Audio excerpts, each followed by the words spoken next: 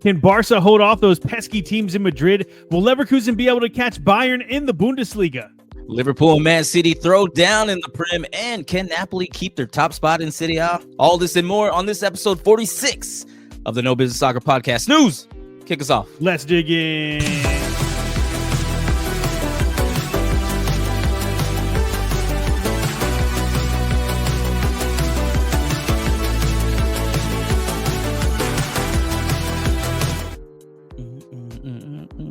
Yes, okay. We still got the music going too.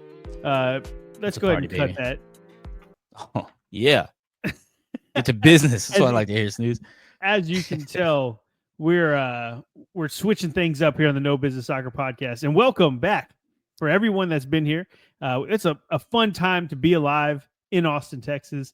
And we're going to cover all that and more. But first, I am your host, Snooze. We got Danny P on the ones and twos. Actually, we have Brainiac J-Fam on the ones and twos. So I don't know. We'll see how this show goes. I'm just playing. He's done it a few times. But of course, everybody's here for the main man, Hype Man Vic. What you doing? What you sipping on, dog? What's going on, everybody? I have a good old fashioned. Right now, I'm just going on an old fashioned kick. I made that weird one last time, and now this is more of a traditional one. Yeah, it's really good. Made with some Michter's straight rye. And yeah, absolutely delicious. Oh, you can't. I don't know if you can tell, but let me see if I can do this YouTube thing again. But there's some clear ice in there. I was able to make my clear ice again. Oh, so sorry, but I know I'm pretty sure all you saw was my fingers. What's the difference? I know, right? No, I use a different ice cube maker, so it makes it clear instead of all foggy and stuff like that. I'll learn you. Wow, that's a thing. Wow. Okay. All right. Well, yes, one day. But it's delicious. Well, we have a full schedule of games going on this weekend, plus the very first Austin FC matchup. So much to talk about. And actually, let's go ahead and kick that off here with the Austin FC Minute.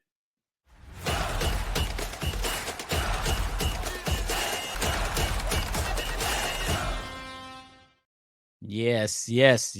It is match week, just like we said last time. We have Austin FC versus Sporting Kansas City. Oh, man, it's going to be so fun to be back in Q2 Stadium underneath the lights. It is going to be cold and rainy, though. That's going to suck. Everybody's going to layer up at least 4 or 5 layers, right, Snooze? Roughly 4 to 5 layers. Roughly. Yeah. So we got. Do you want to say something? No. Okay. We're good. We got Sporting Kansas City. Last year, ATX, or your Austin, Texas, they finished 10th spot. Not great. We missed the playoffs. The only thing good about that is that Kansas City finished 13th. So they didn't look too good last year. It's a new year. MLS is weird. So it's kind of like, anybody can do anything at any point. So, who knows what's going to happen in this match. I just know that we spent a lot of money. Mirto Uzuni just had his introductory press conference. Introductory. Sounds about right. Yeah. There you go. Yeah. Press conference, and he looked locked in. Boy, that boy was ready to go. Everything came back to just, I want to score goals and I want to make history here. That's it. I want to score goals. The most important part was the fact that he was wearing a tuxedo. It looked like a tuxedo. He's all business, dude. Yeah. That dude was going. Yeah, dude's in a tuxedo too. But yeah, he quickly grabbed all the supporters' love. And he was just freaking awesome. There were some Albanians there too at his press conference. They had like a few Albanians just welcoming him in. But everyone's excited for. Yeah, it was pretty cool. But everyone's excited for Uzuni, and man, we just hope that it all translates to the field. And just another quick little spot before we get off this Austin FC minute that's gone way longer than a minute. Our new captain for this year, number 6, Ilya Sanchez, straight from LAFC, takes over the captain's armband for us this year. I thought it was going to be Stuver, but that's my captain. Stuver's my captain. I'll always say that. And but yeah, Ilya Sanchez is our new captain for this year. It's always hard to have the keeper as captain because he's not in the field. He can't really yell at anybody for most of the match. So it's all good. But man, I'm excited. We haven't even really talked about logistics yet. We can do that here. What time are we getting down there? Where are we drinking? What's the plan? What are we doing? Danny P just got, I gotta stay in character, just got me hyped up. I think we're gonna be there at 9 a.m. I'm pretty sure we'll be there around 9 a.m. Pre-gaming. Okay, so then if you meet Hype Man Vic, he's gonna be absolutely wasted by the time you get down there. Yes. But man, I am so excited. Taking my dad. Obviously, my wife and I can't just go anymore because we have a newborn. So different time, different season of our life, I guess we can call it. So yeah, it's gonna be interesting. And yeah, one hoodie, one game. It's gonna be awesome. That's all you need. So okay, we've gone way too long about this. Yes, but we were excited. If you couldn't tell, man, this is going to be awesome. And hopefully, I saw some fancy equipment that our boy Hype Man Vic has over there. We might be having some on-prem updates. Like I don't know, we'll find out. Maybe we'll dig into it. So we'll see. We'll see what we can do. Okay. Here. Well, with that, let's move right back to where we usually go, where we make our bread. Our bread is buttered. Is that what they say? I don't know. Yeah. In Europe. And let's start off with the UEFA competition updates.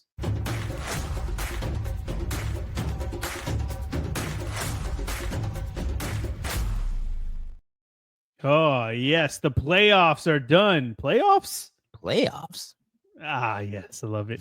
And there are some shakeups. Actually, there are some big shakeups all over, but we'll start off in the Conference League first. The two games we were watching, the ones that you might know, we have Heidenheim, who we talked about were absolutely horrible in the Bundesliga, but they were going into this match, going back to Germany with a 1-0 lead over Copenhagen, and they lost 3-1, so they got knocked out of the competition. So we don't have to worry about it, Vic, about a team playing in the second Bundesliga or Bundesliga 2, whatever they want to call it, and having their ticket into Europa League. So, yeah, unfortunately, we don't have to worry about that.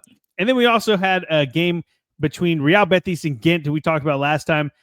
They had a 3-0 lead going into this one, and they pretty much just saw it out. They lost the match, but they win on aggregate. So Real Betis do go through to the Conference League round of 16. And then now let's talk about the Europa League. Now, the Europa League did have some interesting things, and probably the goal of the season so far, at least from what I've seen. And we'll talk about that right now, actually. The biggest matchup in Europa League for sure was Roma and Porto, and Roma ends up winning the match. We'll just put that out there. They won 4-3 on aggregate. They're going through to the round of 16 of the Europa League. And actually, just on that, a side note, there's a 50% chance that they could be playing Lazio home and away, which, as you know, that's like a big derby there, the Derby de la Capitale or whatever it's called. I call it the Battle for Rome. And they have the same stadium. So, that would be pretty cool. Our old stomping grounds, as we say.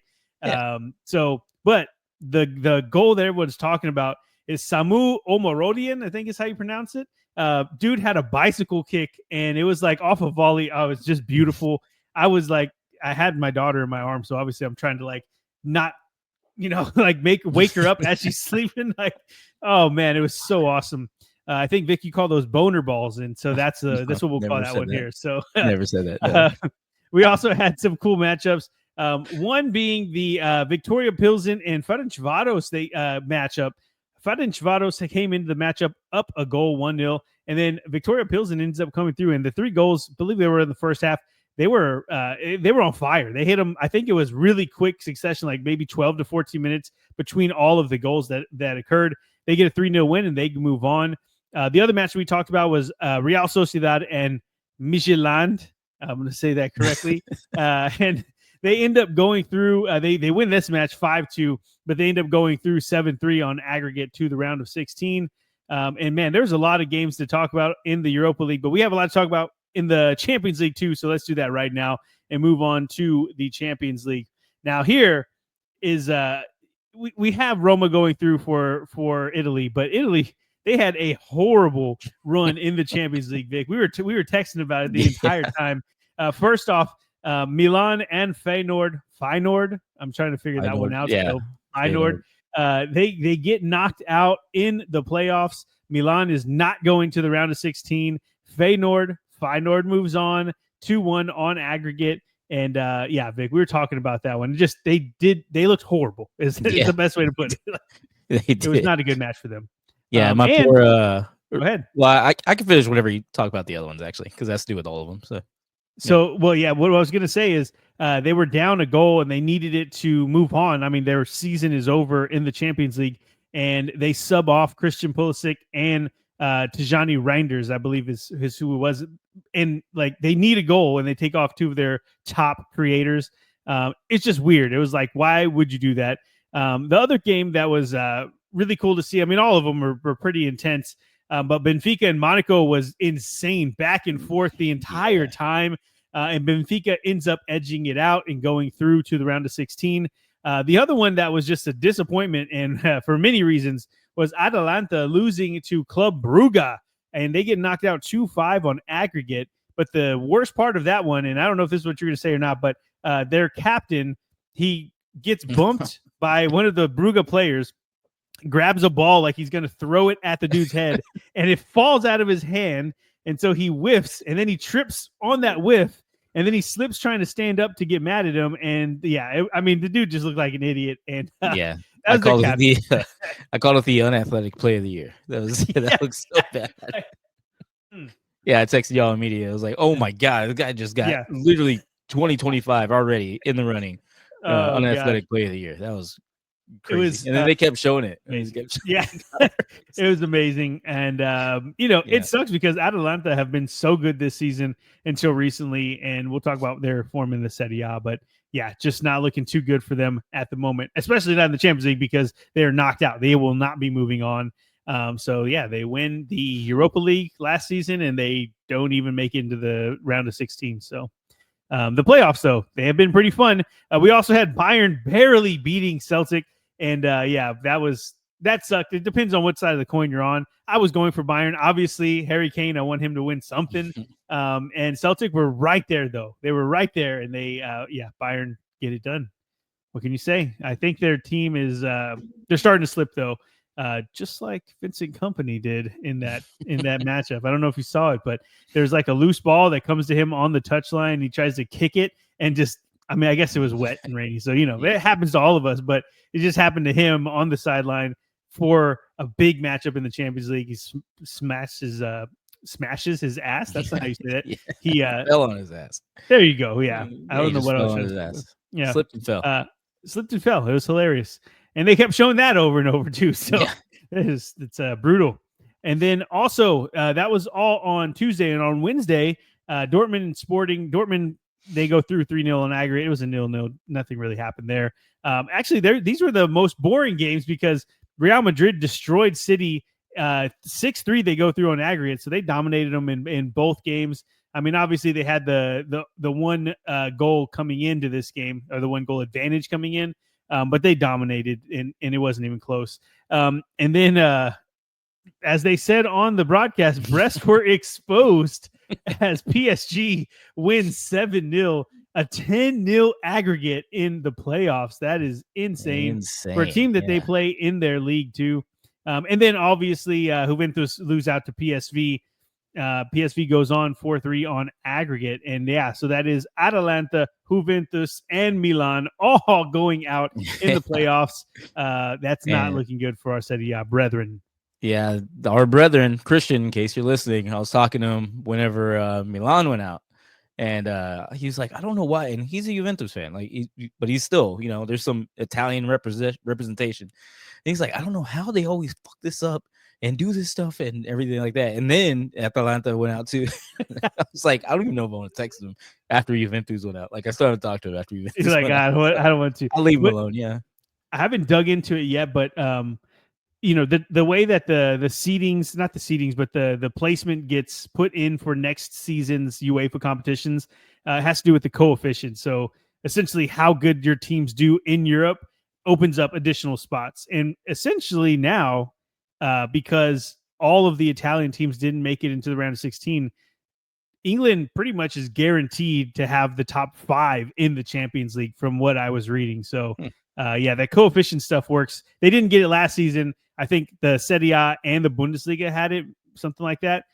Maybe it was La Liga. But anyway, the point is that England didn't have it, and now the Prem is going to have it next season more than likely. So, okay, we spent a lot of time on the UEFA competition recaps. And by the time you see this, you'll know what the round of 16s look like in all of those competitions. We don't know yet, but we're looking forward to it. There could be a lot of good, key matchups, whatever you want to call them. It's going to be fun regardless. So that'll do it for the UEFA competition recap. Unless you have anything else, Vic, we're ready to get into it. Not nothing. Wait for these draws and let's get it going. Let's go win a trophy. Cool. Well, you're talking about Liverpool. I was like, who's he talking about? Oh, okay, yeah, okay, probably. So then let's jump right into the look ahead, and let's start in Italy. Let's do it. Fine with me. Let's go to Serie A.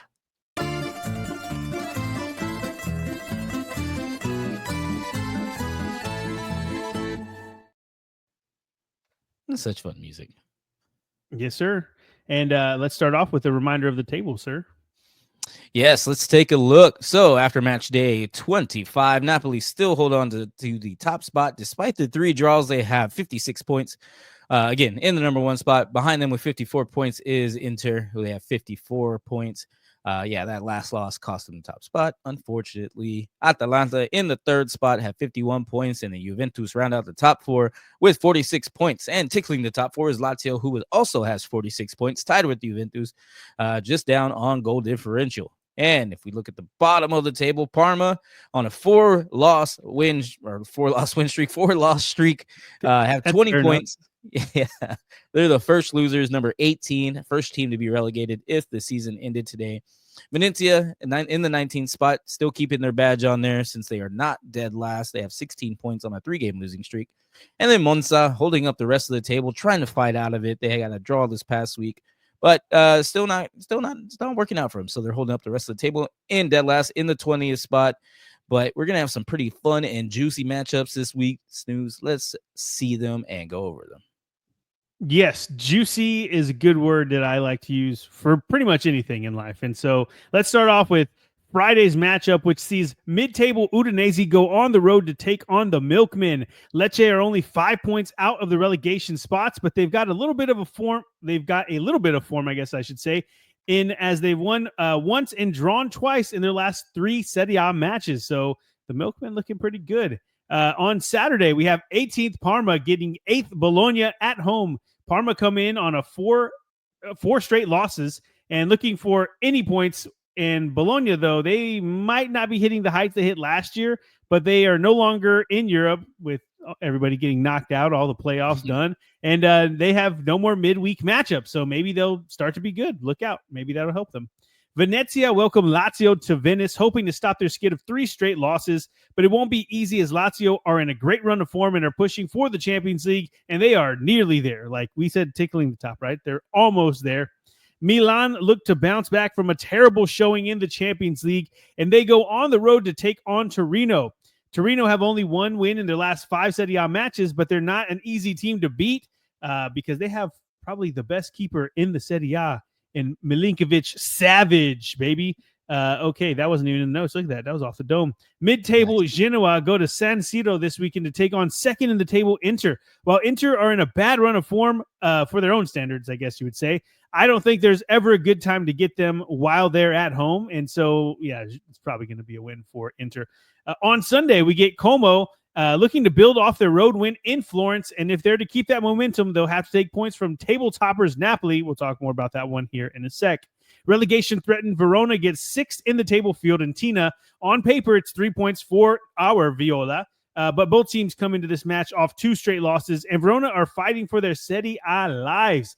Look out, boys. Don't use this as a trap game, or don't see this as a trap game. I mean, they wouldn't see it as a trap game because then it wouldn't be a trap. You know what I'm saying. Atalanta, like Inter and Napoli, have hit a rough patch this season, but they get 17th Empoli on the road. Empoli have lost 4 of 5 with 3 straight L's, and the ATL need to put the Champions League collapse behind them and put in a professional performance here. That's all that matters here, boys. 14th Cagliari take on the ascending Juventus, or however you say it. Uve. While they're doing great in the league, at least they've won 3 straight Serie A matchups and look to be pushing themselves firmly into that top 4. They've turned it around from all those draws they had earlier this season. And yeah, even, everyone's knocked out apparently in the Champions League. So, hey, let's focus on this now. On Monday, the born-again Roma get bottom of the table Monza in Rome. Monza had lost 4 straight prior to their draw last time out, and it would seem like it's going to be really hard for them to get a point off of Roma at this moment. And with that said, let's move on to the match that we're watching this weekend, and that match is Napoli versus Como. Crazy as it sounds, Como have won more recently than Napoli in Serie A as they head into their matchup on Saturday.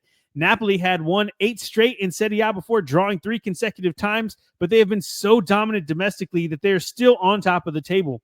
Como need to talk to the schedule makers as soon as possible because I was checking this out. This is insane. They have taken on Fiorentina, Juve, Bologna, Atalanta, AC Milan, Lazio, Inter, Roma, and now Napoli in 9 of their last 11 games. I mean, like, that is the top 9 in the Serie A. That is insane. But honestly, they haven't been blown out by any of those teams. And really, the worst scores were 2-0 losses to Bologna and Inter, and both of those were on the road. So this time they get Napoli at home, and I've never been to Como match. I mean, maybe one day we'll go, but they're a newly promoted team. But I can assure you that they're going to pack that place out and make that place a hostile environment to play in, because Napoli, obviously, table toppers coming into town.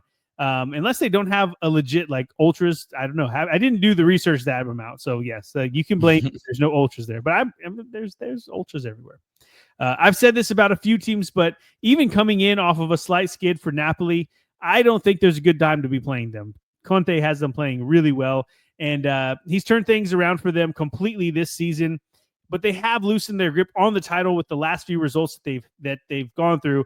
And they're not going to be taking Como lightly. But Como have found the route to success for them involves going through their 2 young studs, Nico Paz and Asandio. And it could be too tall a task for Como, but if that Fiorentina match taught us anything, unfortunately, it showed that they have the weapons to hurt anyone in this league. So we'll see. I still think Napoli get it done, but I'm hoping that Como, I mean, if anything, like, get a point from them and show us that you're real. Because Nico Paz and Asandio, they're starting to play really nice football. Okay, that is what I had to say. Vic, tell me if you think that Napoli can stumble here or not, because 3 straight draws, I mean, you think that it's time. Yeah, I don't know, man. This one's kind of hard to say. Again, like, Napoli, 3 straight draws. Como just coming off of a 2-0 win against Fiorentina. The week before, they lost to Juventus 2-1.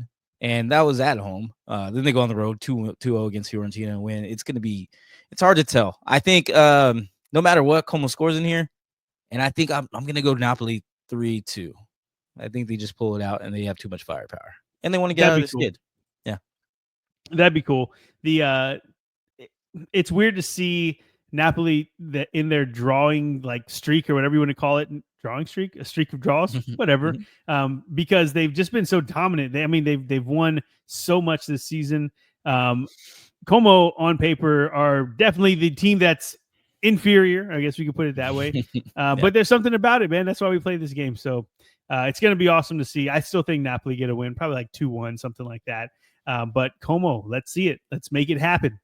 Okay, that is it for Serie A. Now let's move on to Spain. Let's do it to La Liga.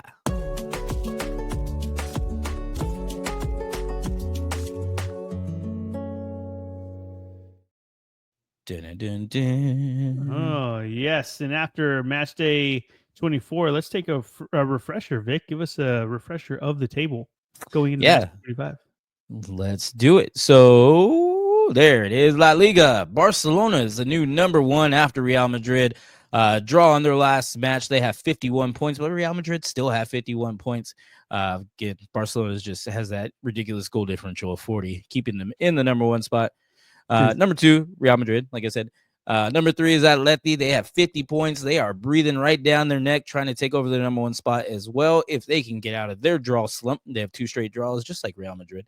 Real Madrid had a loss before then, but hopefully they could turn things around and make things super interesting at the top of the table, because after that, there is a 5-point gap between them and Atletico Bilbao, or just Bilbao. Bilbao is in the 4th spot. They have 45 points. And then tickling the top 4 is Villarreal with 41 points. But taking a look at the bottom of the table, if the season were to end today, the first team out, the first losers, as we say, would be Valencia. They have 23 points. They're in the 18th spot. Deportivo Alaves have 22 points in the 19th spot. And then holy guacamole, my Voli Dolies, Real Valladolid with a negative 37 goal differential have 15 points. They're on a 5-game losing streak. That is also insane. I said that for Barcelona, but like it's the opposite end of the spectrum. Crazy. Yeah, and the next closest, if you look on there, is negative 13. So they have nearly 3 times that, almost 3 times the next closest goal differential. Like, it's terrible. You chose a bad team to put your imprint on for this season. You know what I mean? Like, yeah, I know. I messed up, but they're holding up the rest of the table.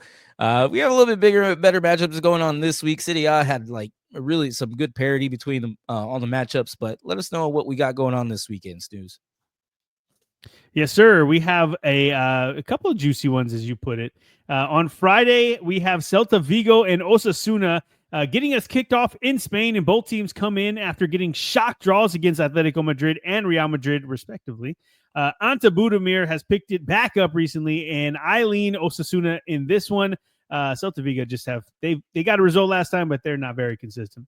It's another 6-pointer when Espanyol take on second bottom, as they say, Alaves on the road. Even though Alaves are in 19th, they're only 2 points off of Espanyol in 15th. So 3 points either way is a massive result. And this one's they're always fun to watch. Things don't get too much easier for the mighty Rayo Vallecano as they get Villarreal in Vallecas, and we'll talk more about that one in a second. Valencia are almost there, so close to getting out of the relegation zone. And all that's left is getting points off of second in the table, Atleti. Sounds like an impossible task, but Atleti are far from the 18-game win streak or whatever crazy number it was, like 18,000 games, whatever, they unbeaten. They've only won once in their last 5 matches, though, and are struggling for form right now. So, I mean, really, it's like you're saying there's a chance. Like, we're almost there, Valencia. Let's do this. Las Palmas get a home date with league leaders Barca. Las Palmas have lost 4 of 5, and they're 3 straight in La Liga, and have plummeted down the table since losing captain Kylian Rodriguez. We talked about that a couple weeks ago now. It's going to take a lot for them to get points off of an informed Barca side. And, man, they are days are looking much darker in Las Palmas. On Sunday, a top 4 Bilbao side get bottom of the table Valladolid. It feels all but a formality that Valladolid will be going down, so it should be a quick 3 points for Bilbao at home. Real Madrid get mid-table Girona, and oddly enough, Girona have actually won more recently in La Liga than Real at this point, which is just insane. You would expect Real to right the ship, but Girona not having midweek matchups because of all the, getting knocked out of Champions League and stuff, they might be able to focus on this one and hopefully have some momentum going into that matchup. Getafe get a home date with Real Betis, and they come in off back-to-back wins and have won 3 of their last 5. While Betis seem to have turned a corner with the player of the month, Antony, in form, they still are struggling for results. This one could be a good one. I'm excited for that one. That one's kind of like my sleeper pick, we'll call it.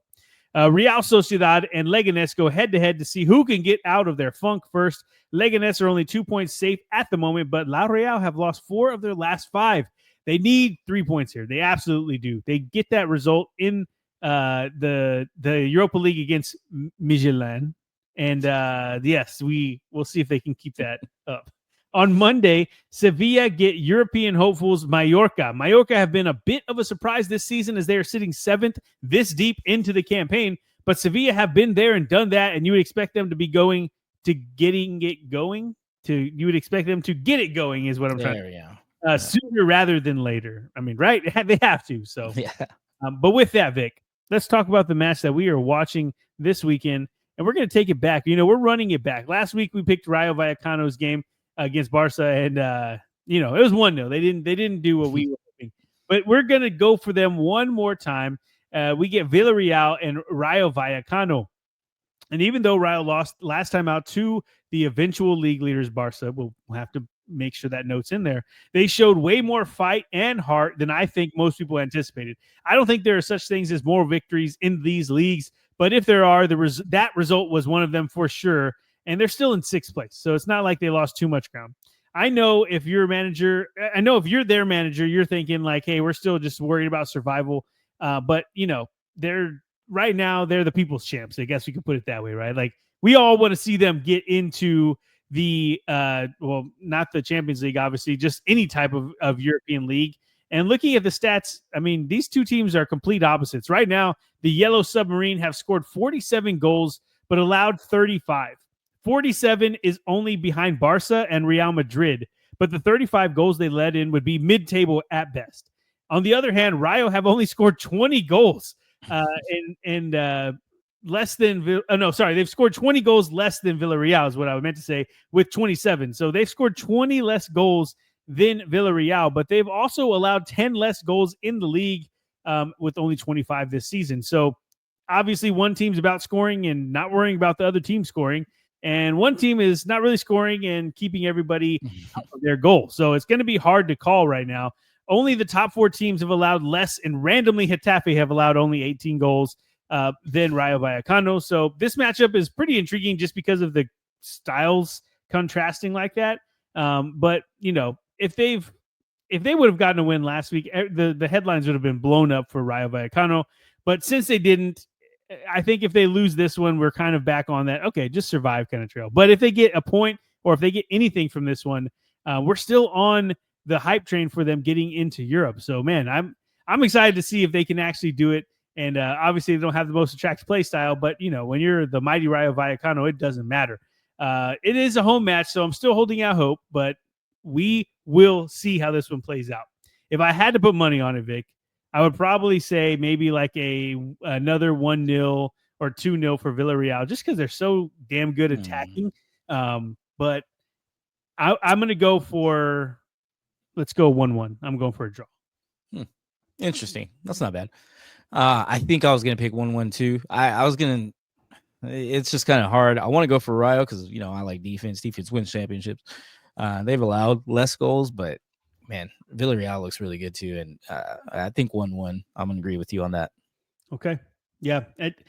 If Rayo gets something, it just doesn't, just looking at their stats and in the way that they play, it doesn't feel like they would actually win the match, right? Like their best, I don't want to say their best possibility because they could win, but it feels like their best possible outcome for points would be to go for a draw because Villarreal are obviously not caring too much about the goals that they're letting in because they have like one of the, I was saying it's like mid-table at best, but they're one of the top 3 goal scoring teams. So, it's one of those classic matchups, top offense versus top defense. Let's see what happens. But you're right. Usually defense is the one that wins championships. So that's right.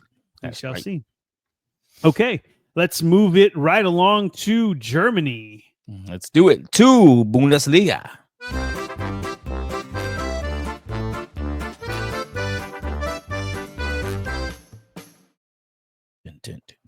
Oh, yes. And we have a table to look at before I get into my spot. Sorry, Vic. It's all right. It's all right. We'll go ahead and take a look at the table. Man, those songs are still catchy. I keep listening to them. There's that's your ringtone. Yeah, it's gotta be. So anyway, taking a look at Bundesliga after match day 22.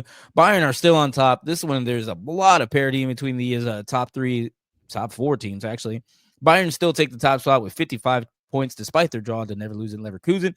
Bayer Leverkusen are still in the second spot. They have 47 points, a clear 8 points behind Bayern Munich, who's pretty crazy. And then a clear 5 points behind Leverkusen is Eintracht Frankfurt. They have 42 points.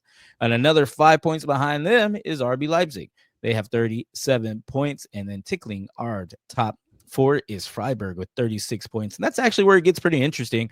RB Leipzig have 37 points. Number 9, Wolfsburg, have 33. So 4 points differentiate 4 and 9 in the table. So there's going to be a lot of fighting in there to get into those Europa spots and maybe even a Champions League spot. And that's what most people are going to be watching for, some more exciting times right now until those top 3 kind of get closer or one just runs away. Nobody really cares. But that's pretty exciting. Number 4 through number 9, going to be watching those matches for a while. But at the bottom of the table, the first team that would be eliminated is boy, oh boy, Bochum. Even though I say boy, oh boy, Bochum, they are in the 17th spot. One clear of Holstein Kiel, who's in the 18th spot. Bochum have 14 points, and Holstein Kiel is just 1 point behind them with 13, holding up the rest of the table. And man, I coined boy, oh boy, Bochum, and I started saying boy, oh boy, Southampton. Because Bochum was so bad for a while, but they've climbed up, man. They've been pretty good. They've shown out. They've been showing out, and they must have heard the podcast and be like, "No, we got to show Hype Man Vic. We ain't gonna be boy oh boy Bochum." Prove them wrong. Wrong. And they got out of there. So good on you, Bochum. But let's go and take a look at the schedule. Snooze. This one looks pretty fun, and I know we got a pretty good matchup for the top teams there. Yes, sir. We do have a lot of good matchups going on. A lot of, like you were saying, a lot of parity in that mid-table and the teams trying to fight for those European spots. And so let's dive into it. We have first game Friday. Freiburg find themselves in 5th place off of 3 straight wins in the Bundesliga, and they get mid-table Bremen at home coming off of back-to-back losses. Seems like a good time to keep the good vibes going for the Black Forest boys, but the game has to be played still. So Freiburg, don't slip up. Saturday, Gladbach get Augsburg at home, and Gladbach have been enjoying their football as of late and have won 3 of 5, while Augsburg haven't lost in 6 Bundesliga matches. Make sure I get that haven't in there, because it's have and haven't sounds a lot different. But anyway, they have not lost in 6 Bundesliga matches, but they've drawn 3 straight. So they're going to be trying to get at least a point from this one. Gladbach are really good this season, though. Mid-table Wolfsburg take on no longer bottom-of-the-table Bochum, as we'll call them. Wolfsburg look to build off of that win at Stuttgart last time out and start stacking up some points. Bochum are still a ways from safety, but back-to-back wins goes a long way. So let's force the issue here, Bochum. Mainz start the weekend into European places, and they get a home matchup against St. Pauli, who have actually fared much better on the road this season than at home. But both teams aren't in the greatest run of form at the moment, so it's a toss-up for me. It should be fun. Mainz they've been good overall if you look at the season as a whole, but they just haven't been good lately, so we'll see. That one's going to be a fun one. Maybe my sleeper pick of the week. Leverkusen look to get back on track against bottom-of-the-table Kiel. This one should be really straightforward, I guess is the best way to put it. It should be 3 points to Leverkusen, but never say never, I guess. 2 struggling sides meet up when Union Berlin head to Dortmund, and Dortmund are in a crisis at the moment, but they should get 3 points here. If they do not get 3 points here against a really bad Union team, we might be talking about them starting to worry about the Bundesliga survival, which is kind of a joke at the moment, like, Manchester United in the Prem. But either way, man, they cannot even get close to that. The fact that we have to talk about them being this low in the Bundesliga table was insane. They better be glad, though, that the bottom of the table in the Bundesliga is just absolutely terrible this season. On Sunday, Leipzig take on Heidenheim, who are the losers of 5 straight Bundesliga matches, and obviously they just lost in the Conference League as well. I would guess that Leipzig get 3 points here, but they've drawn a ton recently, and they have trouble putting matches away, and I don't really know what to think of them right now. Bayern got second in the table last week, and now they welcome third in the table Eintracht Frankfurt to Munich, and we'll talk more about that one here in a second.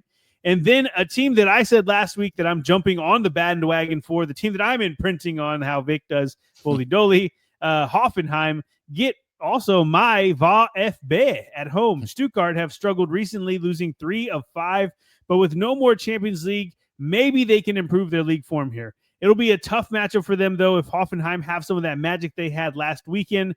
Another match that I'll be calling my sleeper match. Can you have multiple sleeper matches? Is there a thing? You know what? For you, yes. Yeah. All right, I appreciate it. Yeah, it's our show. We can do what we want here. Yeah. Okay.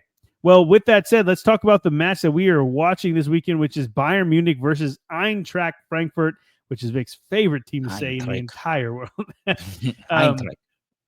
Well, since Marmoush left for Manchester City, the only win that Eintracht have in the Bundesliga is this last weekend's 3-0 win over Kiel. Prior to that, it was 3 straight draws in the Bundesliga for them, and against teams that you would expect a top 3 side to be beating. But things still haven't clicked, as they were the best sorry, let me make sure I get that right. No, don't you dare. But things still haven't clicked, as they were with the best Egyptian in the world. But a win could be just what they needed to boost that old confidence, because losing the best player from a nation does hurt their status, right?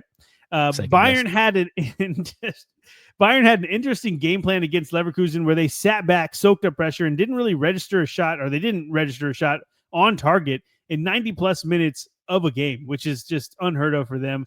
And I don't know if I'll ever see that again unless they play Leverkusen, because they seem to only play like that against them. But I don't expect them to play like that against Eintracht for sure, which means that it should be a much more open game, a much more fun game, and it means that Ekitike and co should have some more chances than Leverkusen did last week. Now, Bayern had to play a high-stress matchup against Celtic at the midweek, and they just about got it done and move on to the round of 16. So they aren't really worried about dropping points to Eintracht, right? Like, they have a big gap between them and Leverkusen. Honestly, I wouldn't be surprised if they slip up here. And for all the goals Eintracht shipped off to Manchester, Ekitike was only 3 behind Marmoush. So it's not like they're losing. I mean, yes, they lost their top scorer, but the real difference is that Marmoush is a playmaker. He also chipped in with 9 assists just before he left. I mean, which is crazy. Dude had. He was. Really fun to watch. I know an Egyptian that has a few more, but oh yes, that is true. That is very true. But you can't win them all, I guess. And so I think the way that I'm looking at this match is that Bayern, they know they have a gap, and so they might be tired from this midweek matchup. They actually played like shit before ending up getting that win against Celtic. I think they slip up here. I'm going to call it a 2-1 for Eintracht Frankfurt. And I think they slip here much like Vincent Kompany slipped on that touchline in the Champions League match and fell on his ass, as we talked about earlier. Vic, very nice. Tell me I'm crazy. Tell me I'm crazy.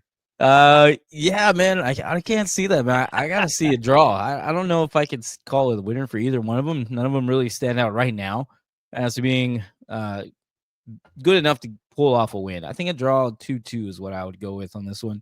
I still think there's going to be some scoring, but I don't know if one can pull ahead of the other. Okay, fair enough. I didn't see that from you because Bayern Munich have just been unstoppable. I thought I was going out on a limb saying that they were going to lose, and then you're telling me they're going to drop points anyway. So, it's well, I would also because Frankfurt they finally got a win, right? I'm sure they love that. They had 3 draws, right? Yeah, 3 draws before, and Munich just draw, although against the number 2 team, but Leverkusen. But I don't know, man. I think it just might be in their heads. I can't see Munich just. Yeah, that's fair. That's fair because even though they've been good in the Bundesliga in their main league domestically, I guess we'll call it. There's a lot of stress that comes with going into a game that you're about to lose and get knocked out of the round of 16 or not make the round of 16 of the Champions League and be embarrassed. And then last second you win, like that's cool, but they put a lot of energy into that match. So that's the reason I'm thinking that they're probably going to lose this here, but man, we'll see how it plays out. We'll see. Okay. That's it for the Bundesliga. Now let's move on to fish and chips land. Let's go to England. Let's do it to the Prem.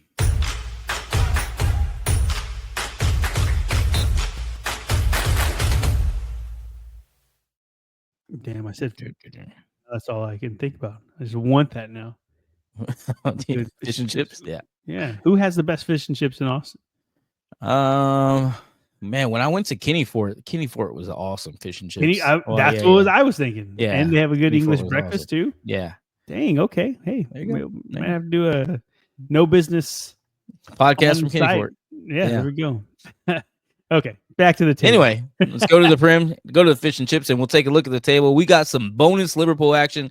Not really bonus because it's going to take away from match day 29 later down the line where Liverpool played Aston Villa. They drew with Aston Villa, so it gave them 1 more point. They have 61 points on top of the league still. But the rest of the league has a game in hand now, except for Villa, of course. Hey, Arsenal, before we move on, though, you want to talk about that game? We can if you want. Because the whole time I've just been not nice to a certain player for Liverpool. Not. And I just have to say it because I have said it since he's been there. Nunez is just not it, man. He's just he doesn't have I watch Liverpool and every other player on that team looks like they are meant to be there. They're going to win everything. They won't miss whenever it counts.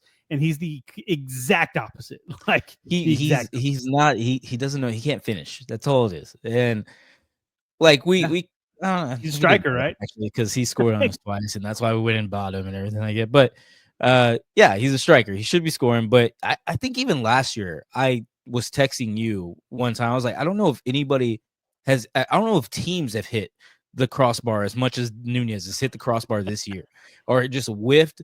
Or just missed an open net, and he needs work on his finishing. But with the rest of our front 5 who can finish, or we have 5. We have front 3. We have 5 other strikers that could be pretty damn good. Nunez is a very fast, big body that can take up some space, take up defender or two. Because even if he misses, like people are still going to mark him. He's going to be blowing past. He's going to call another defender over there. He's causing chaos for the defensive guys. He's just not the guy that anybody's worried about. Okay, he just needs to dribble down there instead of take the shot at the end. Dribble and then pass. That'd be great. Instead of the other way around. It was the whole time I was like, oh, man, this isn't we're not playing the best right now. Nunez out there. I'm like, I don't know if we could do it. I'm glad we didn't lose. I don't think I ever was in fear we were going to lose. I think we looked good enough. But that, and then after the Everton draw earlier, I don't think we still kind of recovered from that. And I don't know, man. It's kind of a weird time right now. Drawing 2 out of the last 3 is not cool. It's not cool with us. You know what I mean? Not cool. Okay. I need to see more wins. Maybe it's just because we're not playing the Champions League either right now. Because we got these first round buys. Hey, yeah, we're in the same spot, baby. We're in the same spot. That's right. Tottenham's not playing. Yes. It's coming right around the corner though. March 3rd, I believe, is the match days. Like, yeah, golly, that's crazy. So okay. Yeah, so sorry, I didn't mean to interrupt you. We can go back to the table. Anyway, in the number 2 spot is Arsenal. It is still all red up top. Arsenal have 53 points, a clear 8 points, but again with a game in hand on Liverpool, but they are 8 points behind them. Nottingham Forest, the other third red team up top, are 6 points behind Arsenal with 47 points. And then Manchester City are still holding up to the top 4. Now they round out our top 4. They have 44 points, but tickling our top 4 is Bournemouth. They have 43 points, looking to crack into those Champions League spots. And I'm hoping they do too and take Man City out of there. That'd be pretty funny. But taking a look at the bottom of the table, number 18, Ipswich Town would be the first team eliminated or relegated if the season were to end today. And they have 17 points. Tied with them is Leicester City with 17 points. Leicester's on a 2-game losing streak.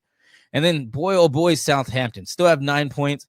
And I did this because we didn't put, or I think it's Valencia, right? Valencia had their Venezia. Venezia didn't have their logo up for a while, but they were in last. Southampton's been in last for a while, so I took their logo away. They have 9 points, holding up the rest of the table, looking absolutely dreadful. And they're on a negative 38 differential. Valladolid, the worst team in the leagues we cover, for sure. Yes. Valladolid is negative 37. And I think they have one more game, Valladolid, so they could get less than 38. But, man, Southampton's look pretty bad. And so, yeah, I took their badge away when we did this one. But Prem is looking pretty exciting this weekend, and I can't wait to go over those matches and see some more football this weekend. What we got this weekend? Yeah, this weekend there's actually, I think the Prem is, it's not always this way. People would probably argue, but it's not always the most fun league to watch week in and week out. And this week, though, there are a lot of good matchups. And so let's start with Friday's matchup. Mid-table Brentford get relegation candidate Leicester on the road. Leicester have lost 11 of the last 12 Premier League matches and have got to be one of the favorites to go down. Brentford should have enough to get all 3 points here. Enough said. Saturday, this is a fun one. I think I'm excited for this one. I don't know about the most excited, but this one's pretty fun. We have the most informed team in the Prem, Everton, getting 15th Manchester United at home. United have lost back-to-back matches and are struggling for form and healthy players at the moment. They're struggling for form and healthy players at the moment. If Everton win this and West Ham get a result against Arsenal, Manchester United could be like, I mean, that's insane if they would even be 16th, something like that. That I don't see it happening, but Anyway, Bournemouth look to continue their incredible season as they welcome Wolves to the Vitality Stadium. Wolves have lost 4 of 5 and appear to have lost the new manager bump they usually get, or they had. And the Cherries have a great shot at 3 points here. Let's just put it that way. Spurs look to get into a run of form of their own as they take on 18th Ipswich on the road. Spurs have won back-to-back matches in the Prem for the first time since match day 5 and 6, which is horrible. It's now match day 26 in case you haven't heard. But Ipswich did beat Spurs in North London the last time they met. So this is kind of a revenge game for Spurs, but also I remember that match vividly. And Ipswich, they just beat us, obviously on the score sheet, but you know what I mean? Like they just got it done. Then we get ourselves a South Coast derby when Brighton travel to Southampton. Southampton are on their way down while Brighton are on the come up after getting the upset win over Chelsea last week.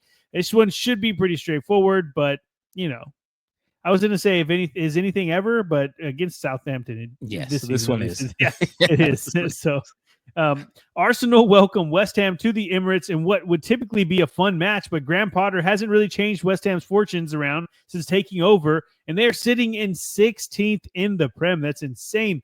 They haven't been relegated since 2010-2011 season, and so yeah, let's hope that they don't, but they're not playing well right now. Fulham get Crystal Palace at Craven Cottage as they look to extend their run of back-to-back wins in the Prem. Crystal Palace may be in 13th at the moment, but they played really well. And any side that they play, they've been playing really well. And this won't be an easy one for Fulham, who are pretty much in form too. It's going to be a good game. Aston Villa get a well-earned point against Liverpool on Wednesday, and now they get Chelsea at home. Chelsea have been a terrible run of form lately, but Palmer and co are always dangerous. I just listened to a podcast about this whole situation with Maresca and Palmer and how they don't like the way they're playing, and Palmer's unhappy and all this. So it seems like some internal turmoil is happening. And, there's some people would like to see Chelsea not do good. And I don't know if I'm one of them or who. I'm not saying any names or anything. I'm just saying either way, Aston Villa, let's go. Sunday, first up, it's Newcastle. This is a fun Sunday, first off. I just want to throw this out there. 2 games, and there's 2 juicy ones. But first up, it's Newcastle and Nottingham Forest. Both teams have only won 2 of their last 5 Premier League matches, but Newcastle come in off back-to-back losses and hurting. Forest need to be able to get 3 points here if they want to prove that they're top 4 worthy.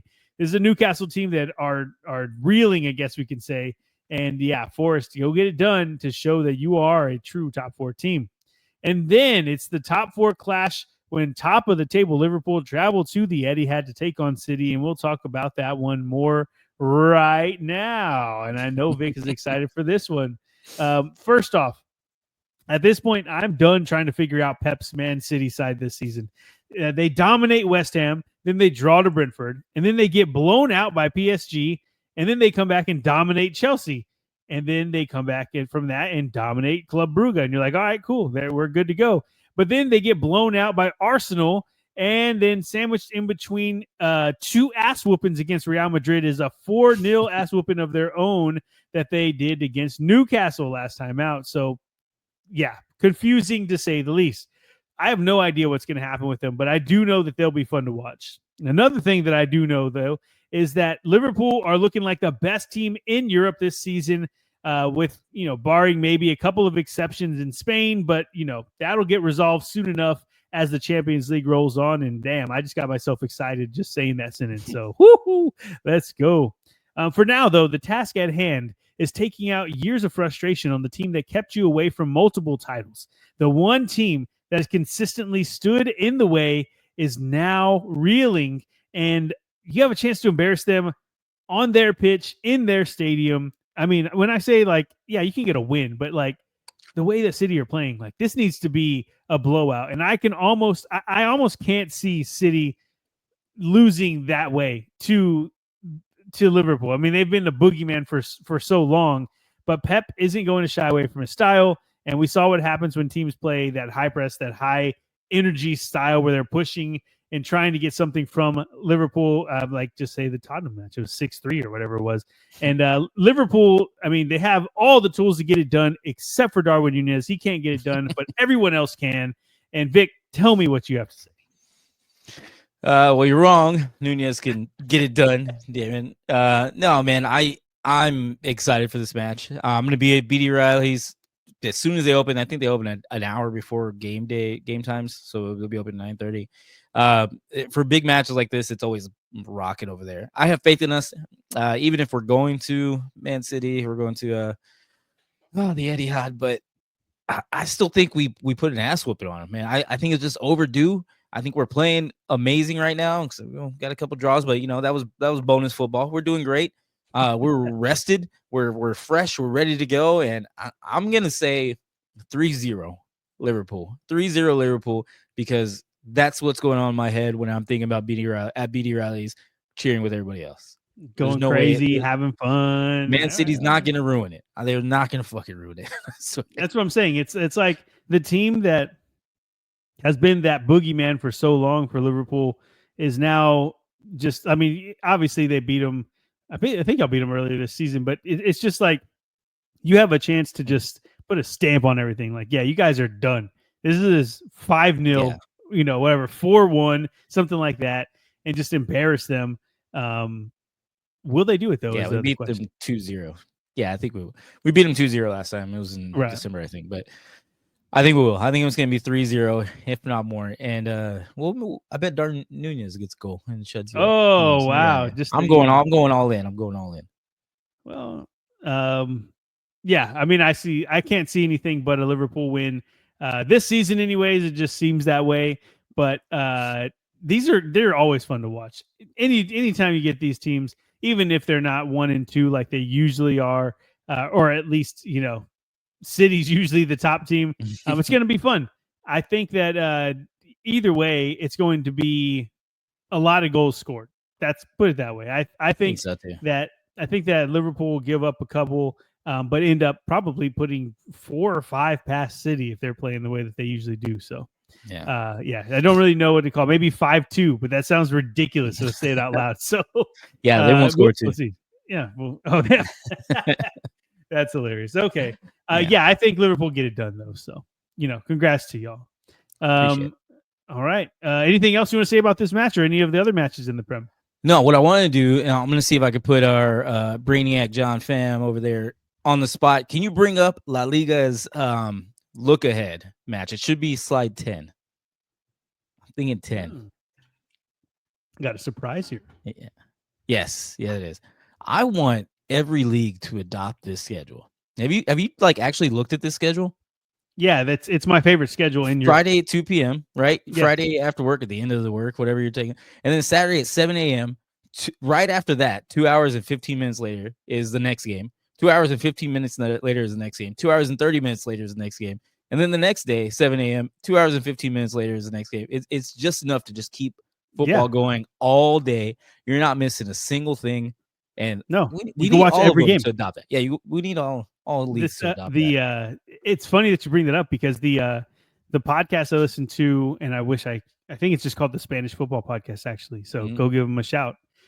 Whenever they talk about it though, there are 2 dudes who are reporters for the Spanish league for La Liga, and so they literally plan their days where it's like, I'm going to the 7 a.m. game, which is whatever, like the 11 o'clock game in wherever. He's like, then I'm taking a train and I can still catch like the late night game there. So they can do 2 matches in one day. Awesome.